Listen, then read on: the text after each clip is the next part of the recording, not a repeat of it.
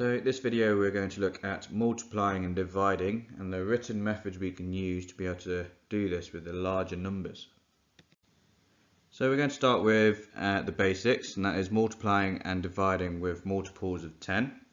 So if we start with 45.3 and we're dividing by 10.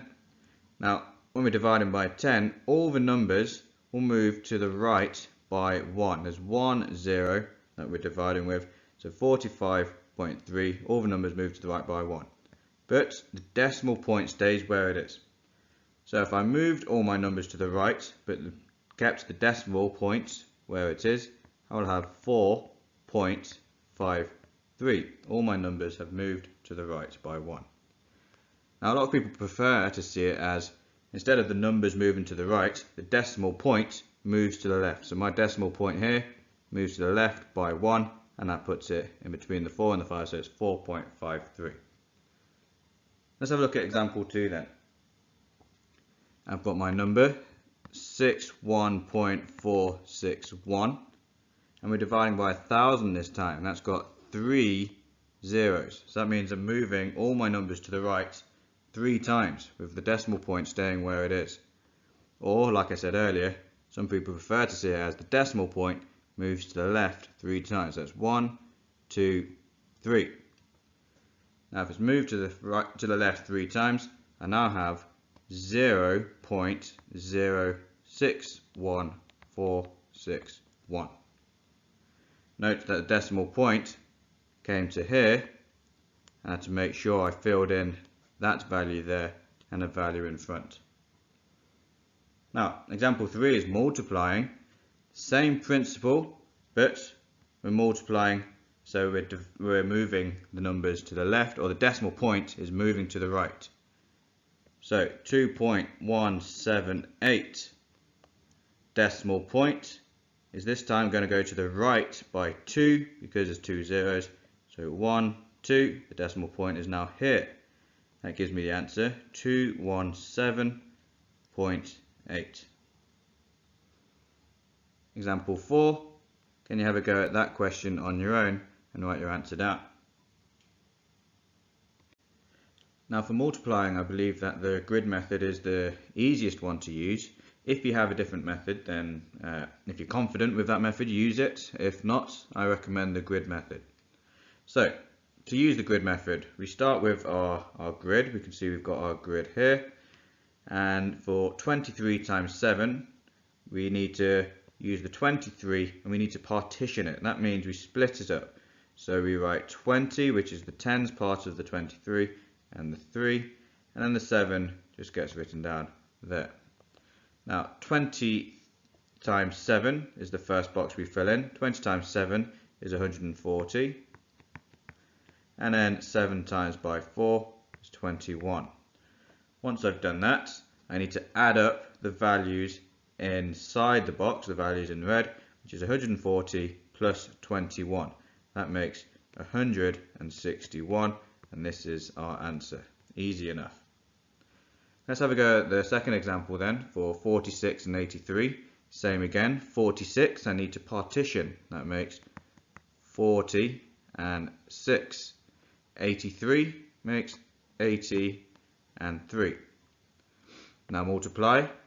First box, 80 times 40. Now 8 times 4 is 32, and there's 2 zeros in my question, so there needs to be 2 zeros in my answer.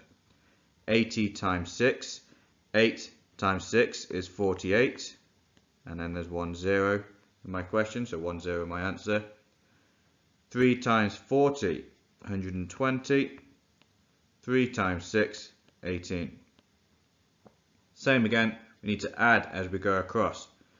So I've got 3,200 add 480, that makes 3,680, and then I've got 120 add 18, that makes 138.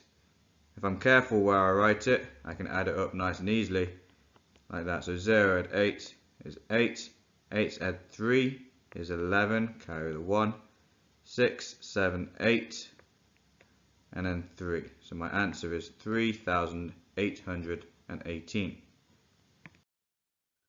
Right, so this question has been done for you in the most parts, but can you fill in the missing gaps for A, B and C? Now let's have a go at this method but with decimal numbers. Now the method works exactly the same, but for 5.2 we need to imagine it as a number without the decimal. So 5.2 would actually become 52. So I write 50 and 2, and then 1.4 would become 14. 10 and 4. So I've taken the decimal out with the aim to put it back in after I've done my calculation. So now 10 times 50 is 500, 10 times 2 is 20, 4 times 50 is 200, 4 times 2 is 8. Add them across like we did on the previous slide. That's 520, that's 208. Add them up, gives me 8 plus 2 and then 7. So my answer is 728. Now I took the decimals out at the beginning of the question, so I need to put it back in. To do that we need to look at the question. If it's 5.2, which gives me, that's one number after the decimal point, and then there's also 1.4, which is another number after the decimal point. Altogether I have two numbers that are after the decimal point. So my answer also must have two numbers after the decimal point, which means my decimal point has to go there, because then I have two numbers after the decimal point. My answer is 7.28. Let's have a go with another question then. 0.12 times by 8.3. 0.12 without the decimal would be 12. So I write down 10, 2. 8.3 without the decimal would be 83. Follow the method through as before. 80 times 10, 800. This one gives me 160, 30 and 6. Add them across. 960, 36. Work out the total sum. 6, 9, 9. So my answer is 996.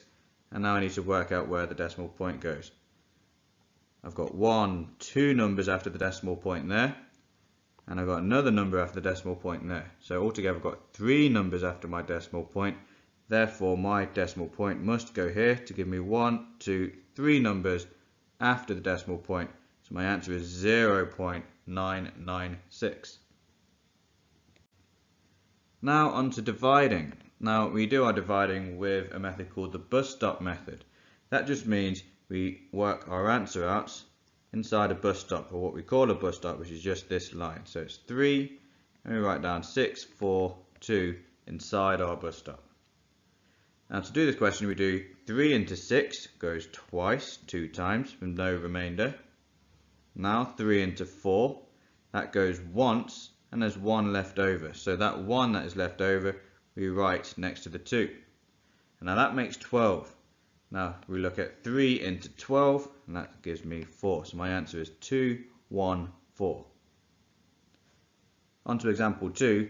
The method works exactly the same if it's with decimals. So 4 bus stop 35.2. Now straight away I can just write my decimal point at the top as long as it's in line with the decimal underneath. And let's carry on the method. 4 into 3 doesn't go, so I need to put 0 at the top. And now this is where people get confused with what the remainder is. I've put 4 into 3 0 times, so I still have 3 left over, so I write the 3, which makes 35.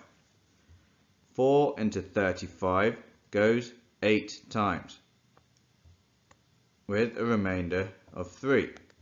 Carry the 3 with that 2. 4 into 32 goes 8 times again, and that gives me the answer 8.8. Now the good thing with this method is we can use it with really large numbers. So for this example, again, write down your question in terms of a bus stop. So 6, 4, 3, 8, 3, 6, 9, 6. And then we follow it through. 6 into 4 doesn't go. The remainder is 4. 6 into 43 goes 7 times, with a remainder of 1. 6 into 18 goes 3 times, no remainder.